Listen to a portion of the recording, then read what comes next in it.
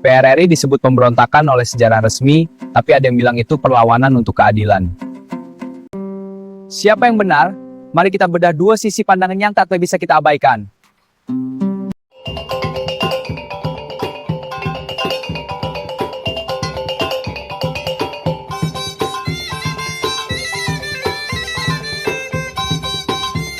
Assalamualaikum warahmatullahi wabarakatuh. Salam sejahtera untuk semua sanak yang sedang menonton kanal Mina Mustika Jaya. Pada kesempatan kali ini, kita akan membahas topik sejarah yang cukup kompleks. Apakah PRRI, Pemerintahan Revolusioner Republik Indonesia, termasuk pemberontakan? Untuk menjawabnya secara objektif, kita akan telaah argumen yang mendukung dan yang menentang kategorisasi tersebut, beserta bagaimana kedua sisi mematahkan argumen lawan. Pertama, mari kita lihat argumen yang mendukung pandangan bahawa PRRI adalah pemberontakan.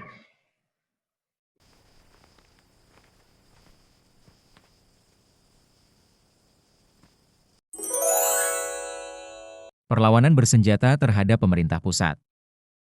PRRI didirikan tahun 1958 oleh tokoh militer dan sipil dari Sumatera dan Sulawesi yang menolak kebijakan Jakarta. Mereka secara terbuka menentang otoritas pemerintah yang sah dan melakukan operasi militer untuk menguasai beberapa wilayah. Menurut Kamus Besar Bahasa Indonesia, pemberontakan adalah perlawanan terbuka terhadap pemerintahan yang berkuasa. Hal ini sesuai dengan tindakan yang dilakukan. PRRI dipandang sebagai gerakan separatis yang ingin mendirikan pemerintahan sendiri, sehingga dianggap melemahkan kesatuan bangsa. Sejarah nasional resmi Indonesia juga menyebut PRRI sebagai pemberontakan yang perlu ditumpas untuk menjaga kedaulatan. Pemerintah pusat menetapkan PRRI sebagai gerakan ilegal dan mengerahkan militer untuk mengatasinya demi mempertahankan tatanan negara. Meski PRRI mengajukan kritik tentang ketidakadilan pembangunan dan sentralisasi kekuasaan, tindakan membawa senjata dan menolak otoritas pusat merupakan ciri khas pemberontakan, bukan sekadar protes politik. Selanjutnya, mari kita simak argumen yang menentang yang melihat PRRI sebagai gerakan reformasi atau perlawanan politik. Argumen menentang, PRRI bukan pemberontakan. Para tokoh PRRI menyoroti ketidakadilan ekonomi dan diskriminasi politik yang dialami daerah luar Jawa.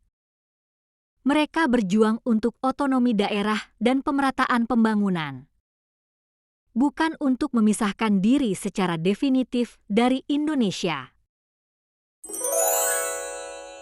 PRRI lebih tepat dikategorikan sebagai gerakan yang menuntut reformasi dan desentralisasi kekuasaan. Sebelum konflik meluas, pernah ada upaya dialog dan negosiasi. Hal ini menunjukkan niat untuk memperbaiki sistem, bukan menggulingkan negara. Istilah revolusioner dalam namanya mencerminkan cita-cita perubahan sistemik untuk keadilan sosial dan pemerataan, bukan sekadar berontak melawan negara. Meskipun menggunakan kekerasan, konteks sejarah menunjukkan bahwa tindakan tersebut dilatar belakangi oleh keluhan serius terhadap pemerintah pusat, bukan keinginan untuk kekuasaan atau pemisahan. Label pemberontakan bisa menyederhanakan isu kompleks dan mengabaikan dimensi politik serta sosialnya. Jadi, apakah PRRI termasuk pemberontakan? Jawabannya sangat tergantung pada perspektif dan definisi yang digunakan. Dari sisi hukum dan keamanan negara, PRRI dianggap pemberontakan karena menentang pemerintahan yang sah dan menggunakan kekerasan sehingga mengganggu persatuan nasional. Dari sisi aspirasi politik dan sosial, PRRI bisa dipahami sebagai gerakan perlawanan yang lahir dari ketidakpuasan mendalam terhadap pengelolaan negara. Kedua pandangan memiliki dasar yang perlu diperhatikan.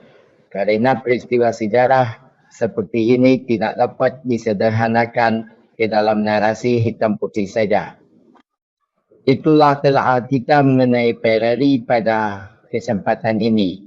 Apakah sanak memiliki pandangan sendiri terkait peristiwa ini? Silakan tulis pendapat saudara di kolom komentar.